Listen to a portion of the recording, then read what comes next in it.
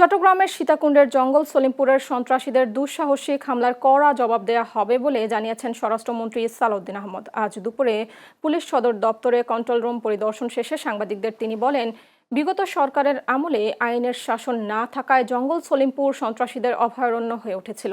তবে খুব দ্রুতই পুরো এলাকার আইন শৃঙ্খলা পরিস্থিতি নিয়ন্ত্রণে আনা হবে। সেখানে পুলিশের ট্রেনিং সেন্টার এবং একটি জেলখানা প্রতিষ্ঠার পরিকল্পনাও করেছে সরকার। এদিকে সীমান্ত পরিস্থিতি স্বাভাবিক রয়েছে এবং সন্ত্রাস চাঁদাবাজির বিরুদ্ধে জিরো টলারেন্স নীতি অব্যাহত আছে বলে জানান মন্ত্রী।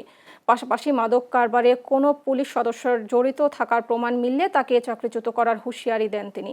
আগামী 31 মে স্বরাষ্ট্রমন্ত্রী জঙ্গল সলিমপুর পরিদর্শনের কথা রয়েছে। পশুর হাটগুলো সমস্ত জায়গায়, আর যে সমস্ত জায়গায় এক্সপ্রেসওয়ে আছে, যমুনা ব্রিজ থেকে শুরু করে পদ্মা ব্রিজ, সব জায়গায় আমরা একটু বিশেষ যত্ন নিয়েছি। সারা দেশে যেখানে আমাদের সিসিটিভি ক্যামেরার হাইওয়েতে নজরদারি আছে, তার বাইরে যেখানে নেই সেখানে আমরা বডি ওন ক্যামেরা দিয়ে আমাদের জনবল পুলিশ ডিপার্টমেন্ট থেকে দেয়া হয়েছে।